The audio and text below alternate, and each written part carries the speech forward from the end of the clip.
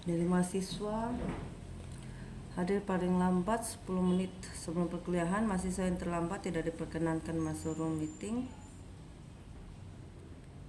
atau masuk room meeting ya. Kita kemarin sepakat masuk room meeting.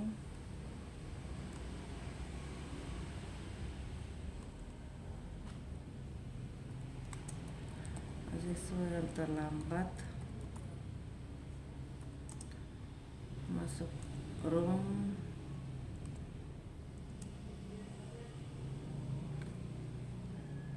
tidak akan di absen, tetap masuk room ya, tapi tidak di absen. Terus selama perkuliahan berlangsung, speakernya tolong di mute, mahasiswa wajib on kamera kecuali ke toilet. Mahasiswa mengumpulkan tugas mengikuti ujian TS dan harus tepat waktu. Ibu dosen tidak akan mencari mahasiswa ya untuk ujian TS maupun UAS.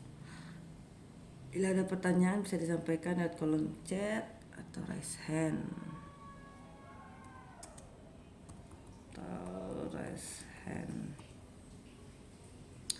Penilaian TS 35, UAS 35, presentasi 30%. Kehadiran, ketepatan waktu hadir, ketepatan waktu mengumpulkan tugas, kekompakan tim dalam presentasi yang akan dinilai. Oke.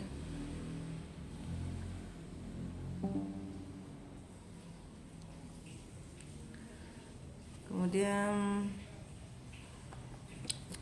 saya lanjut ya ke RPS, rencana pembelajaran semester.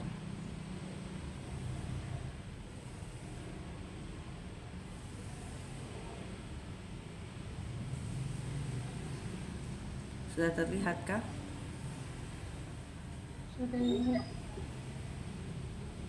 Sudah Ibu. Oke. Jadi kita akan belajar apa saja selama satu semester.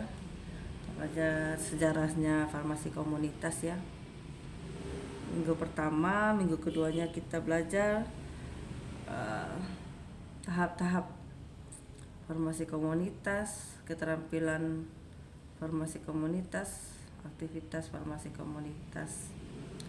Kemudian minggu ketiga, minggu keempat ya kita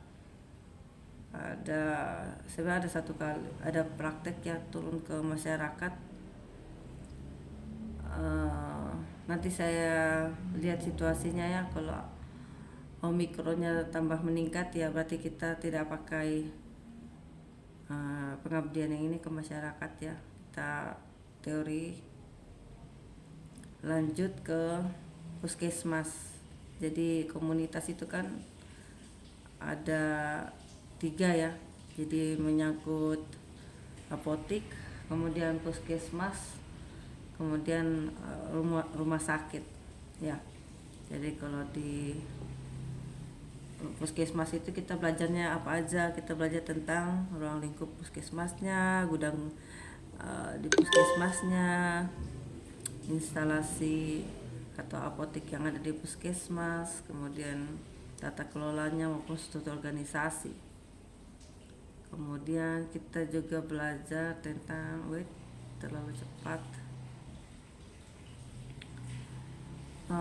pengenalan mereka medik ya. Kemudian fungsi reka medik. Kemudian setelah minggu ke-7 kita UTS. Kemudian minggu ke-8 kita belajar tentang apotik ya, apotik. Kemudian di apotik itu tugasnya kita ngapain aja, kita peracikan obat, pengenalan obat bebas terbatas, narkotik, psikotropik, semua ya. Kemudian pencatatannya. Kemudian kita lanjut ke ada pengabdian di puskesmas atau di apotik, tapi nanti kita lihat dulu ya situasinya. Kemudian kita lanjut lagi ke apa sih yang dilakukan oleh farmasi atau tenaga teknik kefarmasian di rumah sakit. Kemudian kita lanjut ke struktur organisasi di instalasi farmasi rumah sakit ya. Dan kita ada melakukan beberapa evaluasi atau review. Saya sebenarnya nanti ada 1 kali atau 2 kali ya kuliah tamu ya. Ada teman yang mau mengisi, saya nanti tanya dulu waktunya kapan ya, untuk farmasi komunitas. Jadi beliau adalah pakar di perapotikan ya, di farmasi komunitas. Oke. Sampai di sini ada yang bertanyakan?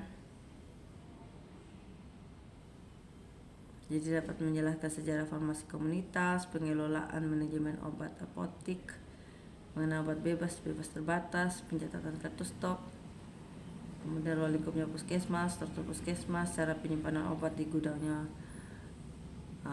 puskesmas, kemudian rekam medik dan rumah sakit. Sampai di sini adakah yang mau bertanya? Sudah cukup jelas? Halo, sudah cukup jelas? Jelas Ibu. Oke. Kalau suaranya putus-putus dibilang ya. Kita lanjut lagi ke sejarah farmasi komunitas.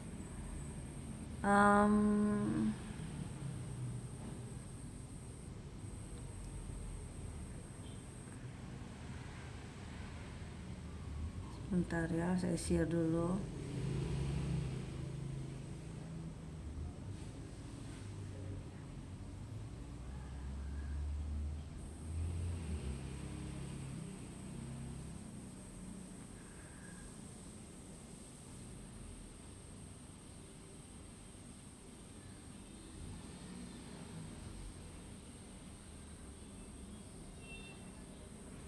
Apakah sudah terlihat? Sudah Ibu. Oke.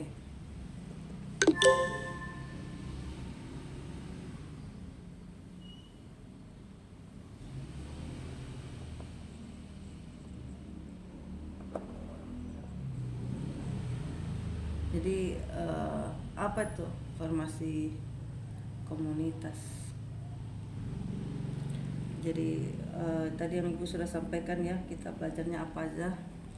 Jadi kita belajar gimana sih pelayanan farmasi itu yang baik, good pharmaceutical practice ya. Kalau di Inggris kan itu good pharmacy practice. Kemudian gimana sih pelayanan farmasi di apotik, terus farmasi itu ngapain aja, yaitu dia menyediakan segala kebutuhan kefarmasian ya, obat-obat, alkes, kemudian spesialty obat, kemudian manajemen obat, resep dokter ya, kemudian melayani resep dokter, kemudian ada namanya pelayanan swamedikasi. Kemudian tujuan instruksional khususnya, setelah kalian mengikuti perkuliahan ini, maka mahasiswa akan dapat memberikan pelayanan yang baik ya, tentunya ya, di apotik sesuai dengan standar. Jadi standar yang diharapkan ya, jadi standar yang sesuai dengan tadi tuh good pharmacy practice itu tadi ya.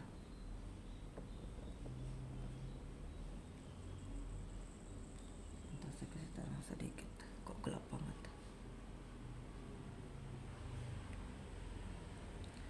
Oke.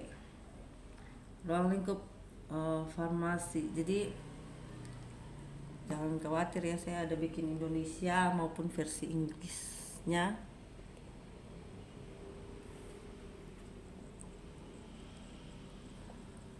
Farmasi adalah seni, dan ilmu menyiapkan dan meracik obat serta memberikan informasi terkait obat kepada masyarakat.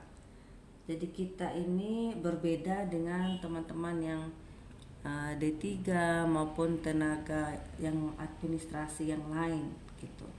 Jadi kita menyiapkan, kemudian meracik obat, ya, serta memberikan informasi yang terkait dengan obat tersebut kepada masyarakat, ya.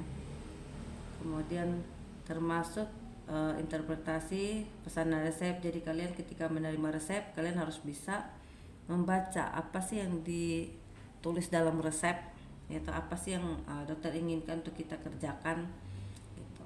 Kemudian harus bisa meracik, melabel, yaitu memberi etiket, ya. Kemudian mengeluarkan obat dan alkes. Kemudian farmasi juga harus dapat menyeleksi, ya, menyeleksi produk dan mereview tentang penggunaan suatu obat. Kemudian pemantauan dan intervensi terhadap pasien. Jadi kita bisa melihat apakah terapi yang kita berikan ini sudah bagus untuk pasiennya. Seandainya terapinya yang diberikan kurang memberikan efek, ya, efek yang optimal yang kita harapkan, maka kita bisa konsulkan ke dokter. Ya, jadi kita ini adalah teman sejawat dengan dokter. Jadi kita bisa sampaikan bahwa pengobatan pasien A, misalnya obat hipertensinya, ternyata tensinya masih kurang gitu, masih belum turun gitu. Nah, setelah dicek 2 minggu tensinya masih belum turun. Nah, itu bisa kita konsultasi, ya, ke dokter gimana untuk menambah obat atau meningkatkan dosis gitu. Kemudian kita juga dapat menyediakan pelayanan kognitif, ya, yang berkaitan dengan penggunaan obat-obatan dan alat kesehatan. Menurut American Pharmacists Association, jadi asosiasi dari farmasi di Amerika, ya, mereka menggambarkan bahwa misi farmasi ini sebagai pelayan masyarakat, ya. Jadi kita ini adalah profesi yang bertanggung jawab atas penggunaan obat di masyarakat, ya. Jadi kalau ada resistensi antibiotik, ya toh, kemudian masyarakat minum Bodrex pakai Sprite, ya toh. Nah, itu adalah tanggung jawabnya kita. Jadi responsibility-nya kita itu. Jadi kita yang punya tanggung jawab di situ. Ketika ada penyalahgunaan terkait obat-obatan, nah, kita tuh harus bertanggung jawab di situ. Gitu. Bagaimana kita memberikan pelayanan, ya, pelayanan yang baik kepada masyarakat tanpa harus merusak masyarakat tersebut, seperti itu.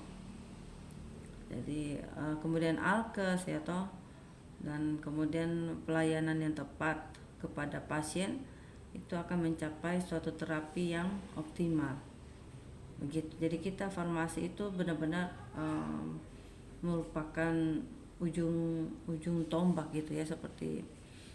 Jadi pelayanan paling terakhir kan ada di kita di farmasi. Jadi dokter, pasien datang ke dokter kasih obat, kemudian pasiennya ke apotek, ya toh, kemudian dilayani oleh farmasi, kan, dilayani farmasi, kemudian diberikan obatnya.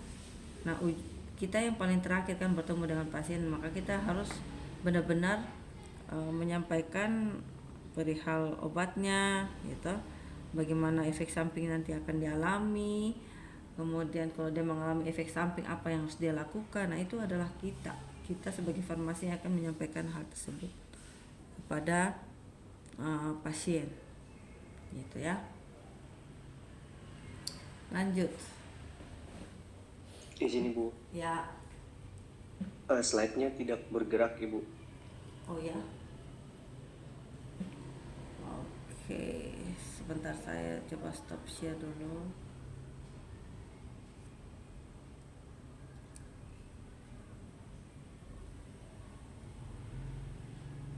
Tadi sampai di mana?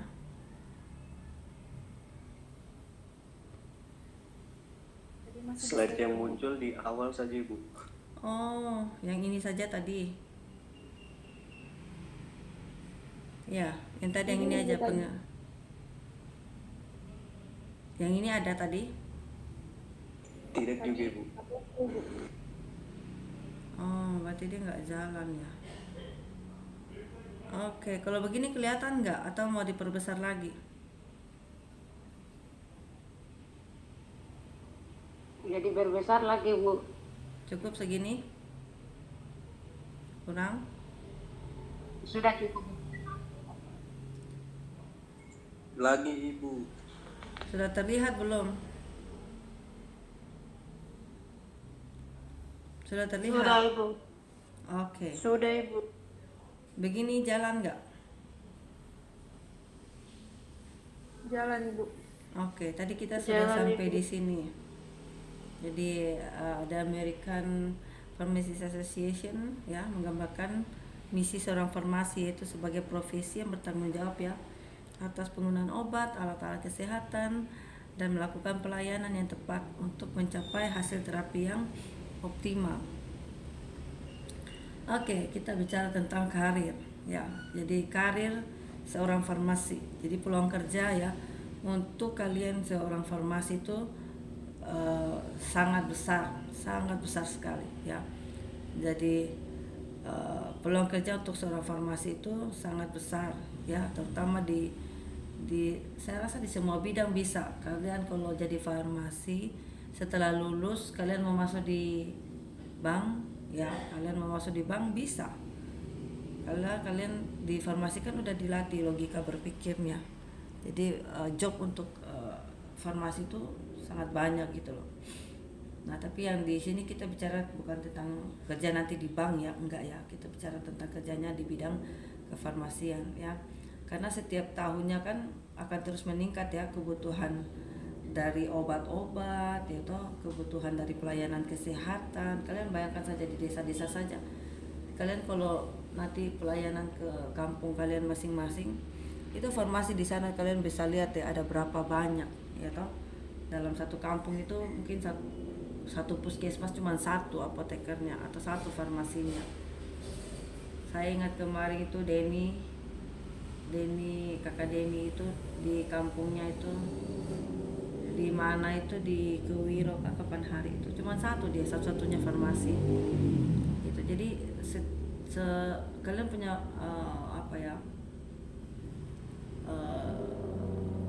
peluang kerja ya, peluang ya, opportunity-nya tuh masih besar banget. Jadi karena di desa-desa tuh masih banyak, apalagi di Papua ya, masih banyak yang belum terlayani dengan baik karena farmasinya masih sedikit orang-orangnya gitu. Populasinya banyak ya, orang-orangnya banyak tapi farmasinya yang ada cuma sedikit gitu. Kemudian faktor-faktor lain yang menyebabkan suatu peluang buat farmasi itu adalah meningkatnya permintaan ya, permintaan terhadap apoteker ya, terutama dalam bidang penelitian ya, kemajuan ilmiah penelitian ya. Kemudian untuk menyediakan lebih banyak produk obat. Jadi kalau kalian nanti suatu saat ingin jadi dosen ya, karena memang setiap namanya obat ya, obat itu kan tidak selamanya bisa digunakan tanpa mengalami resisten ya. Jadi kayak antibiotik itu aja sudah banyak yang resisten gitu, anti malaria sudah banyak yang resisten. Nah, kita farmasi itu dibutuhkan di sini ya, untuk melakukan riset-riset ya, melakukan riset untuk mencari obat-obat baru ya, untuk mencegah, kemudian mendiagnosis dan mengobati penyakit ya. Kemudian kita juga dituntut untuk selalu up to date ya, kita harus up to date terhadap informasi-informasi terbaru dalam pemberian obat. Jadi misalnya kalau ada obat baru keluar, nah kita harus cepat tahu dari website gitu ya, dari website ada obat baru apa sih, sehingga kita bisa kasih tahu ke nakes, tenaga kesehatan yang lain, gimana cara mencampurnya, gimana cara injeksinya nanti kayak gitu, apakah intravena atau intramuskular Nah itu hal seperti itu kita harus up to date gitu. Jangan sampai kita ketinggalan berita, oh ada obat baru kita nggak tahu lagi, dan lebih parah kita nggak tahu cara nyampurnya gimana. Itu bahaya. Jadi harus up to date ya. Kemudian kita juga harus memberikan pelayanan ya kepada konsumen kan. Nah kalau memberikan pelayanan kepada konsumen kan kita harus pintar dulu. Nah kalau kita udah pintar baru kita bisa memberikan informasi kan kepada konsumen atau masyarakat. Kemudian kita juga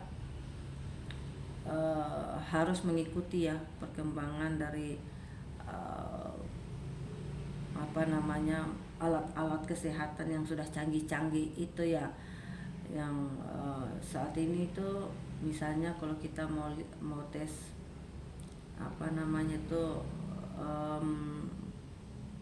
gula darah, misalnya gula darah, entah itu nanti mungkin 5 tahun atau 10 tahun lagi nggak perlu lagi kita tes dipakai tes kit itu yang pakai di tangan, kemudian kita taruh di strip, baru stripnya baca. Kemungkinan mungkin dengan Bluetooth aja dari HP misalnya ya, kalau kalian ikuti perkembangan kemungkinan ke depan-depan dari Bluetooth HP aja terus udah bisa baca nih di dalam tubuh kita gula darahnya berapa misalnya. Nah itu kecanggihan yang harus kita ikutin terus ya. Kemudian yaitu perkembangan tentang obat-obatan juga kita harus lebih up to date gitu, jangan mau ketinggalan. Kelihatan slide berikutnya. Halo, kelihatan slide berikutnya? Kelihatan Ibu. Oke. Jadi farmasi itu pekerjaannya banyak ya. Tadi Ibu bilang banyak, bisa kerja di pabrik, bisa kerja di industri, bisa kerja di apotik, rumah sakit, puskesmas dan lain-lain. Tapi karena ini kita bicara tentang komunitas, jadi kita bicara apotik, rumah sakit dan puskesmas ya. Jadi apotik komunitas adalah hibrida yang membutuhkan keterampilan profesional seseorang yang berkembang dengan baik, terutama dalam banyak kasus kemampuan manajerial. Jadi kita ini tidak cukup hanya belajar tentang obat-obat, kita juga harus bisa manajemen, atau kita harus bisa manajer, menjadi seorang manajer, apalagi di apotek ya. Di apotek itu kamu yang bertanggung jawab memesan obat ya, pesan obat, kemudian kamu bertanggung jawab untuk membayar, kamu bertanggung jawab untuk menghitung keuntungan atau marginnya ya. Keuntungan dari obat yang kamu pesan itu kamu harus ambil berapa persen untuk supaya bisa menghidupi apotek kamu, menghidupi asisten apotekermu, menghidupi administrasimu, yaitu ada admin satu misalnya. Jadi ada 3 orang di apotek termasuk kamu nih seorang farmasi apoteker, kemudian ada 1 asisten dan 1 admin. Nah kamu harus hitung berapa gajinya per bulan, kemudian maintenance apoteknya ya, terus bayar listrik, bayar sewa apotek kontrakan, terus kemudian apa lagi, gaji. Nah kemudian kamu bagaimana harus bisa manage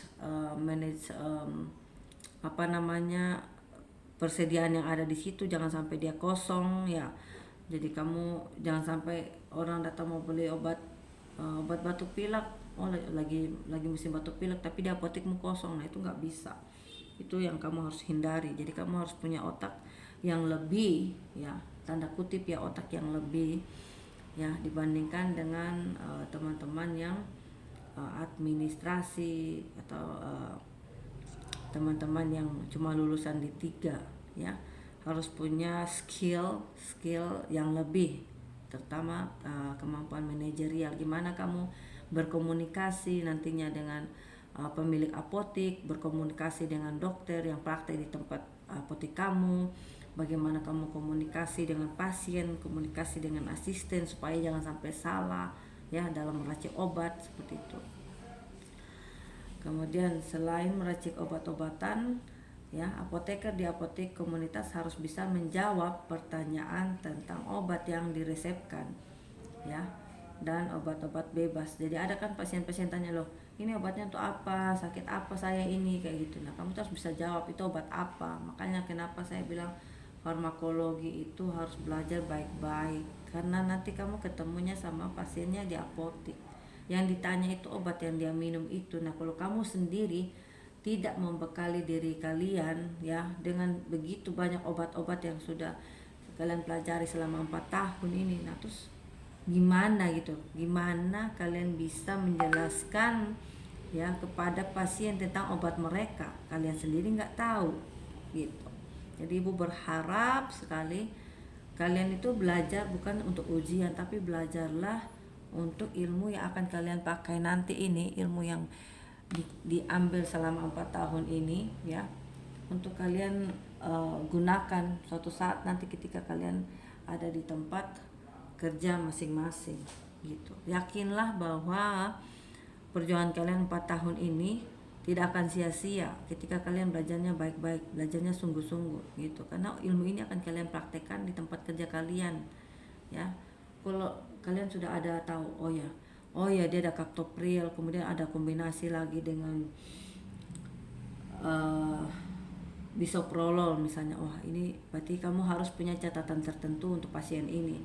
Kamu harus bikin pasien medical record, namanya PMR ya, pasien medical record kamu bikin situ, Bapak Anton ya tensinya tanggal sekian ya 159/100 ya. Kemudian dia dikasih sama dokter Budi ya obat captopril ya 12,5, bisoprolol 5 mg. Nah nanti kamu tuh di situ Bapak Anton disuruh kembali 2 minggu lagi untuk mengecek tekanan darahnya. Nanti kamu sampaikan ke bapaknya kembali 2 minggu lagi ya Pak, supaya dicek apakah tekanan darah sudah turun atau belum. Nah seperti itu. Jadi kalau kamu nggak tahu itu bisoprolol apa, kamu nggak tahu captopril itu apa, kamu mau ngomong apa kelebihan kamu di situ. Jadinya kamu sama dengan administrasi yang lain, yaitu yang ada di apotek, karena kamu tidak mengerti. Kamu hanya kasih obat, Pak ini ya obat captoprilnya ini diminum 3 kali ya Pak. Nanti bapaknya bingung 3 kali apa ya Dek. Nah kamu bingung juga mau jelasin 3 kalinya gimana, minumnya apa, pada saat pagi kah, siang kah, malam, atau langsung satu kaligus pagi minum 3 Dek. Nah bingung lagi kan bapaknya. Kalau kamu bisa baca etiket di situ 3 kali 1, maka minumnya pagi 1 Pak, siang 1, malam 1 ya tak? Pada saat kapan Dek, sebelum makan atau sesudah makan? Nah bingung lagi dia, bingung lagi kan, karena belajar kemarin pas 4 tahun di farmasi Uncen itu lupa. Ibu saya bilang apa ya, minumnya sebelum makan atau sesudah makan ya waktu itu, atau waktu itu saya tidur ya, kok saya nggak dengar ya Bu saya bilang. Wah itu repot itu ya, kayak gitu loh. Jadi kalian belajarlah. Jadi saya dulu tuh selalu berpikir bahwa saya belajar itu nggak akan sia-sia gitu loh, karena saya tahu bahwa apa yang saya pelajari ini akan berguna buat saya. Makanya saya nggak belajar buat ujian, tapi saya belajar untuk saya pahami, untuk saya praktek nanti ketika saya ada di apotek gitu. Kalau kalian sudah paham tentang itu, gampang sekali untuk menjawab pertanyaan pasien itu. Iya nggak sih, mau minum setelah makan atau sesudah makan, makanan apa yang boleh dimakan dan makanan apa yang tidak boleh selama dia memakai obat hipertensi. Kalian akan dengan mudah menyampaikan hal itu, karena kalian itu pakar di bidang itu. Kalian adalah pakar obat-obat. Jangan sampai yang petugas admin lebih pintar daripada kalian, padahal dia tidak sekolah di farmasi Uncen, tapi dia lebih pintar dari kalian. Begitu. Kemudian kalian bisa menjawab juga pertanyaan tentang obat bebas. Saya lagi batuk berdahak, yang mana ya yang saya harus minum ya toh. Nah kalau dia lagi berdahak kan otomatis harus dikeluarkan lendirnya. Nah itu kalian kasih obat apa ya toh, yang antikonvulsi atau yang mukolitik ya toh. Bingung lagi apa itu mukolitik Ibu. Nah berarti kemarin farmakologi tidur ya toh, tidak belajar baik-baik. Baca lagi buku farmakologinya gitu. Jadi jangan sampai kalian 4 tahun ini tidak jungkir balik belajarnya. Harus jungkir balik belajarnya, supaya ketika kalian sudah lulus yudisium ya, yudisium kalian sudah oke, saya sudah siap nih bekerja kayak gitu. Jangan sudah lulus nih, aduh kemarin itu saya belajar apa saja kok macam sudah lulusin tapi nggak ada dapat ilmu apa-apa. Nah itu bahaya, itu gawat itu ya. Kemudian dapat memberikan saran ya, saran tentang bagaimana melakukan perawatan ya terhadap alat-alat kesehatan yang ada di rumah sakit ya, sehingga alat-alat tersebut bisa awet, bisa tahan lama ya. Kemudian dari sekitar 200.000 apoteker yang berpraktek ya, mayoritas berpraktek di komunitas. Jadi yang lulusan apoteker, farmasi itu ya, dari sekian 200.000 orang itu yang bekerja itu hampir kalau di industri mungkin 20% ya, 80% kebanyakan di rumah sakit, puskesmas, kemudian di apotek gitu. Oke, kita ke next slide. Kelihatan ya slide berikutnya, health system farmasi, kelihatan? Kelihatan Ibu. Oke. Apotek sistem kesehatan ya adalah praktek farmasi di rumah sakit swasta dan rumah sakit pemerintah. Organisasi ada namanya Health Maintenance Organization ya, klinik pusat kesehatan berjalan dan panti jompo. Jadi mereka ini termasuk dalam apotek sistem kesehatan atau health system pharmacy. Ya, ini menjadi suatu pengaturan yang signifikan kurang lebih 50 tahun terakhir. Dalam pengaturan ini, apoteker mengeluarkan obat, menyiapkan larutan yang steril, kemudian memberikan saran kepada dokter, perawat ya, dan juga pasien tentang penggunaan obatnya, tentang pemantauan regimen obatnya, mengevaluasi penggunaan obatnya. Apoteker memberikan masukan ya kepada teman-teman profesional yang lain ya, dokter, perawat, tentang bagaimana memilih obat yang tepat ya untuk pasiennya, memilih obat yang tepat ya. Kalau antibiotik itu misalnya, kalau kalian tidak tahu antibiotiknya itu punya spektrum luas atau spektrum sempit, maka kalian akan sembarang saja advice atau menyarankan ke dokternya, dok pakai chloramphenicol saja misalnya gitu. Terus dokternya bingung kan, chloramphenicol kan indeks terapinya sempit gitu loh, sedangkan bakteri yang ada di saluran pernapasan misalnya ya, atau bakteri saluran pernapasan itu kan kebanyakan bakteri-bakteri yang spektrum luas ya, atau kita harus mencari obat-obatan yang bisa membunuh bakteri yang punya spektrum luas. Nah kayak gitu. Jadi kalau kalian menyarankan itu, kalian harus tahu dulu obat ini dia spektrum sempit atau spektrum luas, dia bekerja untuk bakteri positif atau negatif atau keduanya bisa ya. Dia ada di bagian mana bakteri-bakteri tersebut, di saluran pencernaan bakteri apa, di saluran pernapasan bakteri apa, di paru-paru bakteri apa, di otak bakterinya apa. Nah kayak gitu kalian akan lebih mudah untuk menyarankan pemilihan obat ya. Nanti kalau ditanya malah nggak tahu, apa ya dok, obat apa ya yang mau saya kasih, wah malah kembali lagi tanya si dokter ya kan, pada kalian lebih pakar ke obat-obatan gitu. Kemudian kalian juga harus melakukan home care ya, home care ya, perawatan kepada pasien dengan mengunjungi langsung ke rumah pasien ya. Nah itu adalah suatu pelayanan yang harus kita berikan kepada pasien. Kalau di sini saya nggak tahu ya, kalau di kota besar sana sudah ada pelayanan home care ini dari apoteker, entah itu lewat telepon ya, entah itu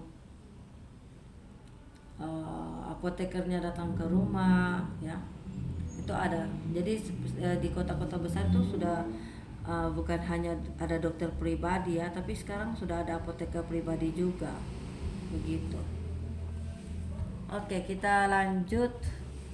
Apakah kelihatan industri farmasi? Kelihatan ya?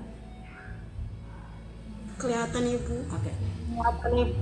Oke. Jadi industri farmasi itu menawarkan kesempatan kepada apoteker untuk bekerja di industri ya, tergantung dari tingkat pendidikannya ya. Sebagian besar apoteker yang bekerja di industri itu terlibat dalam pemasaran dan administrasi ya. Kemudian beberapa produsen farmasi mempekerjakan apoteker sebagai perwakilan dari pelayanan profesional untuk mendidik dokter-dokter ya dan apoteker tentang produk obat dari pabrik tersebut ya. Kemudian ini bisa menjadi pengembangan karir ya buat para apoteker ya. Kemudian bagi orang-orang yang punya kepribadian, kemudian motivasi, nah ini bisa ya merupakan suatu batu loncatan. Jadi dulu saya pernah kerja di pabrik ya, itu memang ilmunya banyak sekali yang didapat, mulai dari manajerial, kemudian marketing, kemudian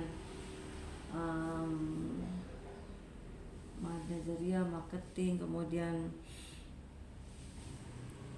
macam-macam lah, karena di situ kan banyak ya, banyak subdivisi, divisi-divisi ya. Jadi banyak sekali yang kita dapat ilmunya di situ.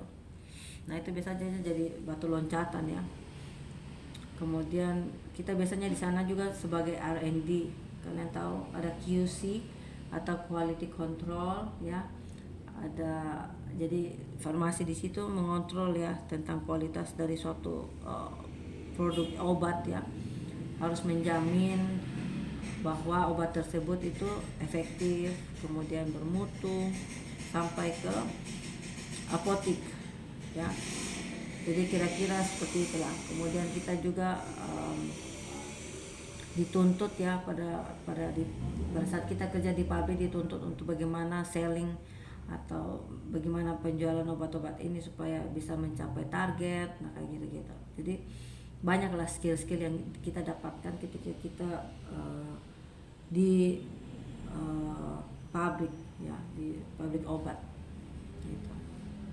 Kemudian apoteker dengan gelar tertentu ya, ada gelar master, S2 ya, karena dia ambil S2 atau dia ambil gelar hukum misalnya ya. Nah itu dia bisa ada side jobnya, ada tambahan peluang kerja ya di departemen pemasaran atau departemen hukum yang ada di pabrik ya.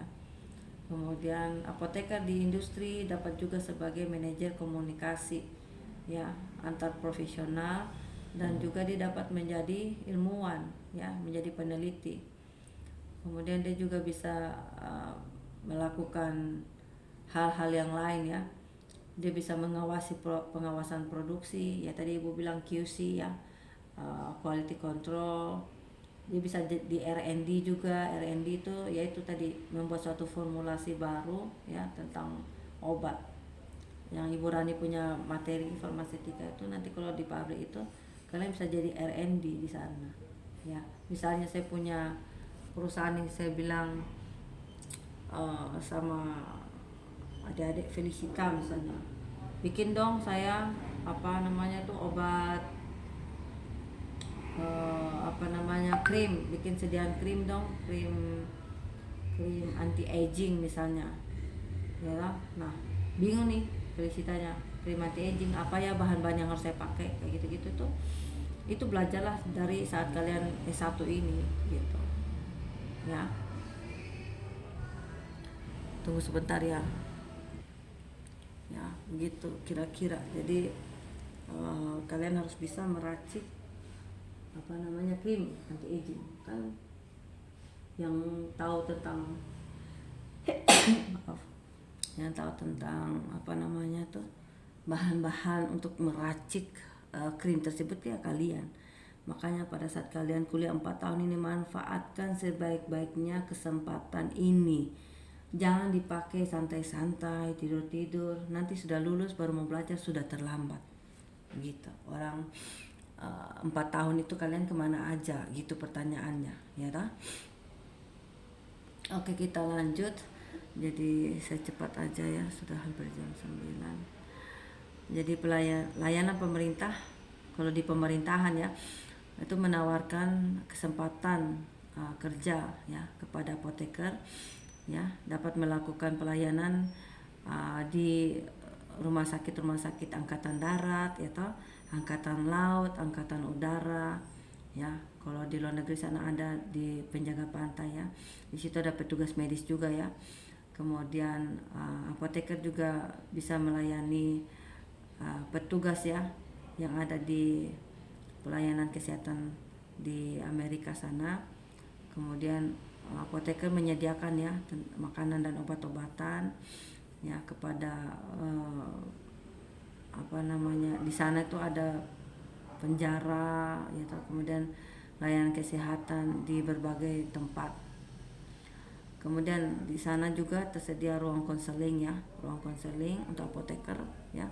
Jadi di departemen-departemen yang health ya, National Institute of Health, kemudian Center for Medicare, kemudian Health Research, itu semua ada tempat-tempat untuk apoteker di sana. Jadi jangan khawatir, peluang kerja untuk apoteker tuh banyak banget ya, ada dimanapun bisa, karena kita ini serba bisa ya,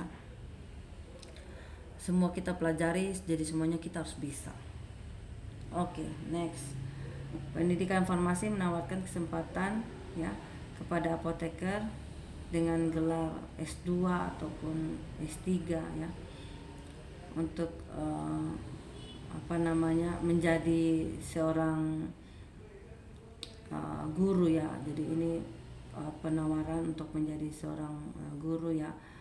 Kemudian kalau kita seorang dosen gitu kan bisa, kalau di suatu perguruan tinggi kan kita dosen tuh sebenarnya pekerjaannya banyak banget. Jadi bukan hanya ngajar mahasiswa tentang obat-obatan dan lain-lain, tapi kita harus bikin juga namanya kurikulum yang biasanya kalian kalau pernah dengan akreditasi, nah itu termasuk semua di dalamnya, tentang perubahan kurikulum dan lain-lain. Itu tugasnya kita juga sebagai seorang dosen.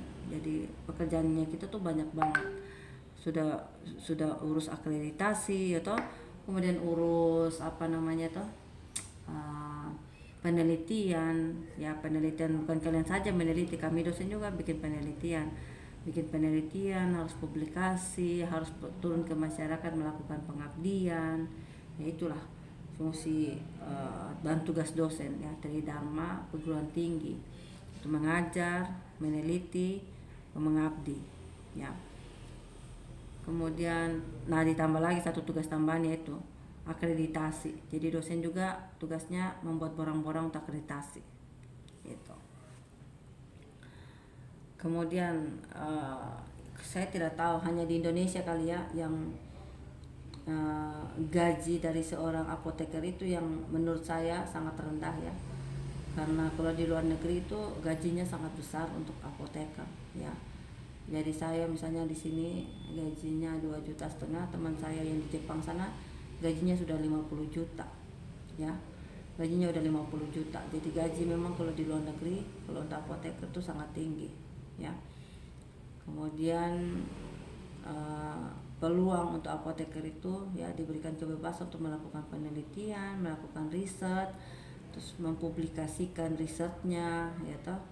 Kemudian mengambil suatu tindakan ya secara mandiri sesuai dengan lingkungan yang ada di mana tempat seorang farmasi itu bekerja ya. Misalnya saya kerja di Uncen, maka saya harus menyesuaikan diri saya dengan lingkungan yang ada di Uncen ya, lingkungan alamnya terutama ya. Tapi bukan berarti saya harus toleransi dengan mahasiswa yang malas-malas, tidak ya.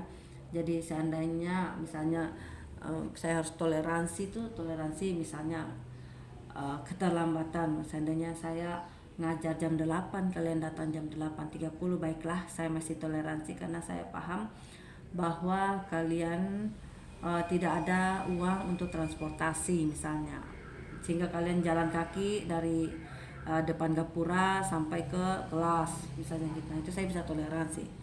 Tapi kalau toleransi untuk online kayak gini, kalian malas masuk kelasnya, jam 8 harusnya kita sudah masuk tapi kalian masuk jam 8.30, nah itu saya nggak toleransi ya. Maaf ya, karena kalian kan tidak butuh jalan untuk hadir di dalam ruang meeting ya. Jadi saya pikir bahwa ada hal-hal yang bisa kita toleransi, ada hal-hal yang tidak bisa saya toleransi ya. saya mau latih kalian untuk disiplin waktu. Jadi kenapa harus hadir on time? Karena kebanyakan dari pengalaman kerja saya sejak 2000, saya praktek itu 2004 2005 saya praktek itu di pabrik dan lain sebagainya, di apotek, di mana-mana. Itu yang pertama adalah on time ya. Kami terlambat itu ya, nilai kami dipotong. Jadi kami kalau terlambat itu sama supervisor kami di apotek dipotong, supervisor kami di pabrik dipotong, dan itu merupakan hal yang memalukan ya, sangat memalukan bagi kami saat itu. Saya nggak tahu kalau kalian terlambat itu memalukan nggak buat kalian, tapi kalau di luar negeri sana itu hal yang memalukan kalau kalian datang terlambat gitu. Itu menurut saya ya, tidak tahu pendapatnya orang, tapi menurut saya on time itu adalah hal yang buat saya itu saya harus jaga. Jadi kalau misalnya saya janjian sama kalian jam 11, kalau saya tahu saya agak terlambat dari sini karena perjalanan macet dan maka saya akan sampaikan lagi, oh ya mungkin saya akan tiba sekitar jam 11.30 atau 11.45 karena perjalanan dari kota ke kampus itu memakan waktu sekian lama karena macet dan lain sebagainya. Nah seperti itu, jadi saya akan infokan duluan gitu, karena saya tidak mau mahasiswa tuh menunggu terlalu lama, karena saya juga tidak suka saya menunggu, saya tidak mau ya. Saya orangnya on time, saya tidak mau menunggu, dan begitu juga mahasiswa, jangan membuat saya menunggu begitu. Jadi kalau janjian sama saya, kayak kemarin saya janjian sama Dimas Anas, kakak Dimas itu jam 5 ya, dia datang pas jam 5. Saya suka, itu saya apresiasi banget ya.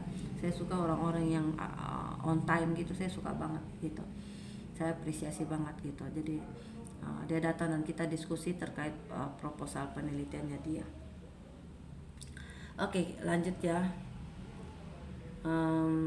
Ini tentang farmasi komunitas ya. Jadi Kane ya, ada namanya Stephen Kane. Dia seorang PhD ya dari farmasi. Dia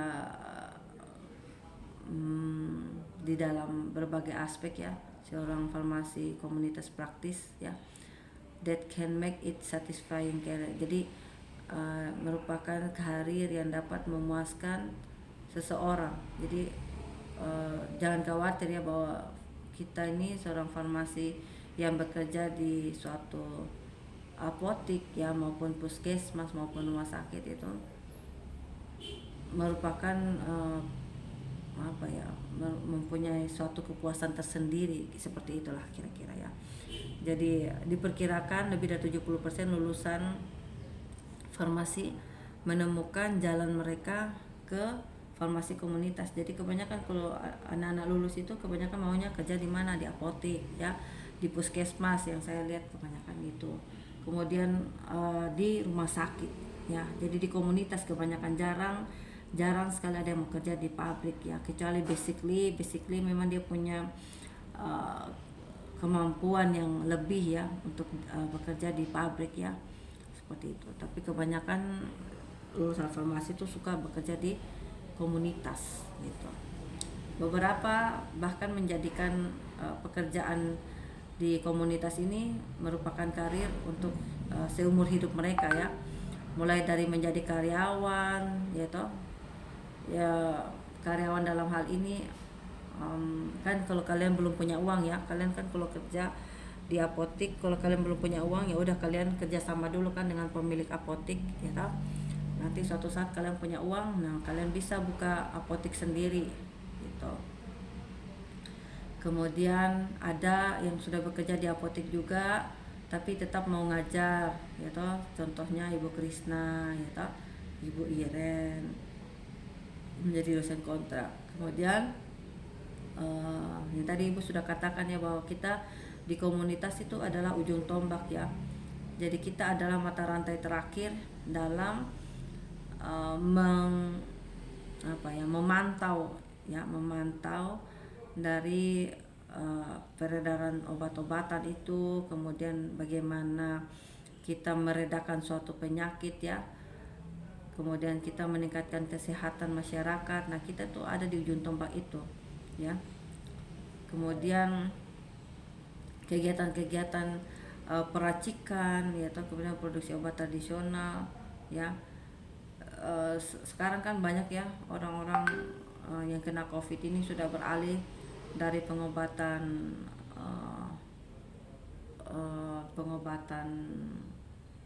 obat-obat sintetis ke pengobatan tradisional ya. Jadi masyarakat sudah minum-minum jahe dan lain sebagainya ya untuk meningkatkan sistem imun ya. Nah itu apoteker tuh banyak dituntut untuk penguasaan terhadap itu peracikan obat-obat tradisional ya toh, harus menguasai apa efek-efek samping ketika penggunaan obat-obat tradisional, kemudian obat-obat racikan dokter ya toh. Kemudian harus lebih menguasai perkembangan pengobatan terutama. Kemudian sebagai apoteker ya, pekerjaan kita adalah membantu masyarakat tentunya ya, membantu meningkatkan kesehatan masyarakat ya.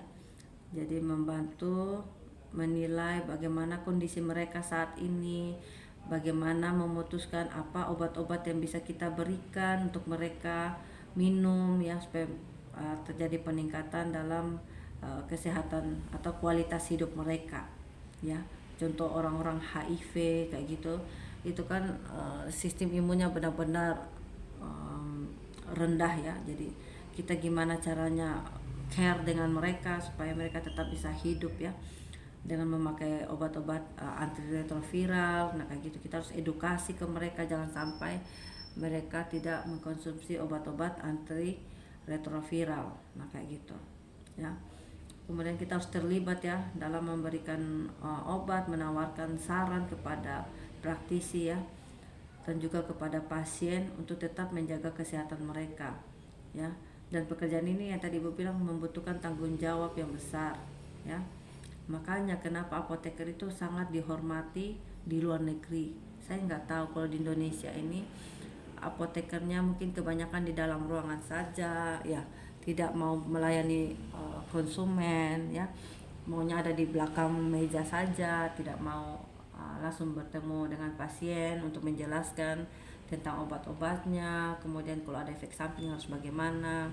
Nah itu saya tidak tahu, tapi kalau di luar negeri apoteker tuh harus ada di depan counter. Jadi dia yang harus kasih obat, dia harus jelaskan bagaimana efek sampingnya, apa yang harus dia lakukan ketika terjadi efek samping. Nah seperti itulah seorang apoteker di luar sana, sehingga sangat dihormati di sana. Farmasi itu benar-benar sangat dicari di luar sana. Apoteker komunitas juga lebih banyak berperan secara klinis ya, secara tradisional seperti pengelolaan obat-obat asma, diabetes, dan tes tekanan darah. Jadi kalau misalnya dikasih obat tensi, obat kaptopril untuk kasih turun darahnya, nah kita bisa tuh, Bapak nanti 2 minggu lagi kembali ya Pak, nanti coba saya cek apakah tekanan darahnya sudah turun atau belum. Nah kalau bapaknya kembali, kamu cek tekanan darahnya ada 159/100, apakah sudah turun jadi 130 misalnya per 80. Nah itu bagus, berarti bapaknya minum obat berarti gitu. Bapak berarti ini obatnya bisa diteruskan ya Pak. Nanti kalau Bapak ada mengalami efek yang lain ya, Bapak boleh kembali ke sini untuk didiskusikan ya. Kemudian apoteker juga akan menyampaikan kan untuk berhenti merokok ya toh, jangan mengkonsumsi garam berlebih ya. Jadi orang tensi itu bukan hanya obat yang diminum, tapi pola makannya juga harus disampaikan ya. Jadi diet garam ya, kurangi garam ya toh, kurangi rokok, kurangi alkohol. Nah kayak gitu, itu kalian yang akan menyampaikan hal tersebut ya.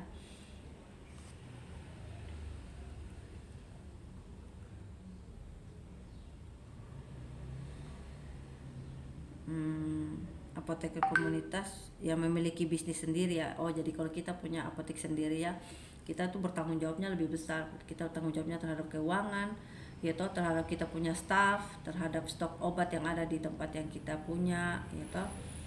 Kemudian kalau beberapa apoteker itu suka bekerja di apotek yang apotek kerjasama istilahnya, apotek-apotek besar, contohnya Kimia Farma, Century. Nah karena di situ ada struktur perusahaannya dan jenjang karirnya lebih baik ya. Kemudian seorang apoteker yang bekerja di komunitas ya, itu harus menguasai benar-benar obat-obat yang dia jual ya. Terutama dia harus bisa menyampaikan langsung kepada masyarakat terkait obat-obat tersebut ya. Kemudian harus bisa melayani resep ya, resep dari dokter ya, dokter gigi maupun dokter hewan, ataupun juga melayani obat-obat yang ada yang ada di over the counter ya, obat-obat bebas yang ada di apotik. Jadi pelayanan kefarmasian di apotik ya, pasien datang ya membawa resep, atau kita bisa melakukan swamedikasi langsung kepada pasien ya. Jadi ada dua macam, pasien datang bawa resep atau pasien datang dengan mau membeli obat secara langsung gitu. Nah, kita bisa lakukan swamedikasi di situ. Kalau dia datang dengan keluhan gitu, maka kita bisa mendengarkan dulu keluhannya dia ya. Ataukah dia sudah datang langsung dia sudah tahu, oh saya mau beli obat batuk pilek. Nanti kita tanya lagi kan, obat batuk pilek, batuknya apakah ada dahaknya atau tidak, atau batuk kering saja. Nah, itu kita bisa gali informasi dari situ juga ya. Kemudian yang mau minum siapa, anak-anak atau dewasa ya kan, kita bisa tanya situ. Kemudian dia ada alergi atau enggak, banyak hal yang terkait obat, terutama yang swamedikasi ini ya. Dia ada alergi atau enggak, alerginya apa, kayak gitu. Itu harus kalian gali lebih dalam gitu. Kemudian apa ini, community farmasi, mungkin saya lewatkan aja ya. Ini ada beberapa tipe dari obat-obat OTC ya. OTC Plus itu contohnya Guardian, Century, Etika Plus itu contohnya farmasi yang berdiri sendiri ya. Jadi beberapa apotik ya, apotik yang berdiri sendiri. Kemudian ada yang kombinasi, contohnya Kimia Farma. Jadi Kimia Farma ini ada pabriknya ya, ada PT-nya, ada pabriknya, kemudian ada juga apotiknya. Kalau kalian lihat toh di Jayapura aja sudah apotiknya berapa, apotik Kimia Farma di di kota ada ya, di percetakan situ ada, kemudian Kimia Farma di depannya kantor pos ada, Kimia Farma di AB, Waina, ada di mana-mana gitu. Lokasinya pun macam-macam ya, ada di mana-mana, ada di kayak Century itu kan ada di mall ya. Kemudian ini terlalu lama ya, jadi ada sekitar 6.600 outlet ya. Stand alone ini artinya yang punya milik sendiri tanpa kerjasama atau franchise ya. Kemudian yang Kimia Farma ini sendiri ada 300 outlet. Kemudian yang Guardian 90, sampai di K24 sini belum dihitung ada berapa banyak outletnya ya. Kemudian farmasi itu banyak sekali ya yang bisa kita kerjakan ya, banyak ya pekerjaannya. Kita bisa punya apotik sendiri ya, bisa punya apotik sendiri, bisa kita kerja di apotik yang apotik kerjasama istilahnya ya. Ada apotik yang franchise, kalian tahu kalau K24 itu kan franchise ya, K24. Kemudian Century itu juga franchise ya. Jadi banyak tempat kerjanya kita. Oke, apotik masa depan ada yang masih tradisional, ada yang apotik rakyat, ada yang praktek bersama dengan dokter ya toh. Kalau apotik yang praktek bersama dengan dokter kan banyak ya.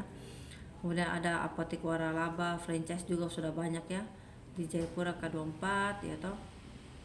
Kemudian apotik jaringan ya. Apotik jaringan ini kalau zamannya kami itu jadi beberapa apoteker ya, misalnya 5 orang nih, si A, si B, si C, si D, si E. Ayo kita kerjasama yuk bikin apotik gitu. Nah terus berapa masing-masing patungan, 20 juta per orang. Oke, jadi masing-masing 20 juta jadi total 100 juta. Oke, patungan kan, jadi masing-masing punya saham 20% di situ. Kemudian cari tempat sewa, kemudian beli obat-obatan segala macam, urus surat-surat segala macam beres, hanya satu nama yang dipakai ya, nggak boleh 5 nama. Tapi pada saat membuat notaris ya, akte ke notaris, nah itu boleh 5 orang punya nama di akte notaris. Tapi ketika membuka apotek hanya boleh pakai satu nama saja, si A misalnya, ya toh. Nah, kemudian si A itu yang punya nama di situ, tapi yang sama-sama berpraktek di situ ya berlima begitu. Jadi membuka beberapa tempat sih sebenarnya yang kapan hari itu yang 5 orang ini mereka ada buka sekitar 3 tempat langsung. Itu yang saya bilang seandainya 20 juta gitu ya, itu tapi sebenarnya patungannya lebih dari itu. Jadi mereka membuka 3 tempat ya, 3 tempat. Kemudian mereka semacam yaitu apotek jaringan gitu. Jadi misalnya di tempat A obat paracetamol kosong, nah dia bisa tuh ambil di tempatnya si B, ada nggak paracetamolmu, ada, ambil aja ke sini gitu, ambillah ke situ. Kemudian yang di apotek C ada nggak yang di apotek C butuh nih obat dari apotek B, nah bisa ambil di situ. Nah kayak gitu lah. Jadi namanya tuh apotek jaringan. Itu dari zamannya saya S1 dulu tahun 2000 berapa ya, 4 kah, itu sudah ada apotek jaringan seperti ini, dan itu memang saya lihat bagus. Jadi saling mendukung jadi kita tidak perlu belanja obat terlalu banyak ya, karena untuk belanja awal kan butuhkan modal besar gitu. Jadi yang penting tempatnya ada ya, kita bisa, dan jaraknya tidak terlalu jauh sehingga waktu mau mengambil obat ke tempat teman itu dalam waktu 5 menit aja udah nyampe gitu. Enggak terlalu jauh banget dari ujung pukul ujung timur barat, itu enggak. Jadi dekat-dekat apoteknya, itu namanya apotek jaringan gitu ya. Kemudian ada undang-undang tentang kesehatan ya, Undang-Undang Nomor 23 tahun 92 tentang kesehatan pekerjaan. Farmasi adalah pembuatan termasuk pengendalian mutu, sedia farmasi, pengamanan, pengadaan, penyimpanan, distribusi obat, pengelolaan obat, pelayanan obat atas resep dokter, pelayanan informasi obat (PIO) ya, serta pengembangan obat, bahan obat dan obat tradisional. Kemudian Undang-Undang Kesehatan Nomor 36 tahun 2009 tentang kesehatan. Praktek farmasi meliputi pembuatan termasuk pengendalian mutu, sediaan dan lain sebagainya harus dilakukan oleh tenaga kesehatan yang mempunyai keahlian dan kewenangan sesuai dengan ketentuan peraturan perundang-undangan. Nah ini PP terbaru ya, PP nomor 51 tahun 2009 tentang pekerjaan farmasi adalah pembuatan termasuk pengendalian mutu, sediaan farmasi, pengamanan, pengadaan, penyimpanan, distribusi, pengelolaan, pelayanan obat atas resep dokter, pelayanan informasi obat, serta pengembangan obat, bahan obat dan obat tradisional. Ya ini kurang lebih daftar pustaka yang saya kutip ya dari materi hari ini. Sampai di sini, apakah ada pertanyaan? Silahkan kalau ada pertanyaan. Jadi sudah tahu ya kira-kira gambaran farmasi itu ngapain ya di komunitas, di apotek. Hari ini kita bicara masih tentang apotek ya, next time kita banyak materi yang mau saya ajarkan di yang komunitas ini ya. Yang tadi kalian sudah lihat ya apa saja yang akan kita bicarakan tadi dari slide di awal tadi ya. Tentang bagaimana pelayanan farmasinya gitu, bagaimana pelayanan farmasi yang baik, bagaimana kita melayani di apotek gitu, terus apa saja yang harus kita kuasai, manajemen obatnya nanti saya ajarkan. Jadi benar-benar kalau kalian di apotek itu kalian nggak bingung lagi, saya di sini ini mau ngapain sih gitu. Nanti kalau ada pelayanan swamedikasi nanti mungkin Ibu Krisna ya. Nanti beberapa materi kan saya bagi 2 ya dengan Ibu Krisna. Nanti Ibu Krisna yang mengajarkan materi setelah UTS. Jadi yang saya ajarkan yang sebelum UTS, yang tadi yang sudah saya sampaikan di awal. Sampai sini apakah ada pertanyaan?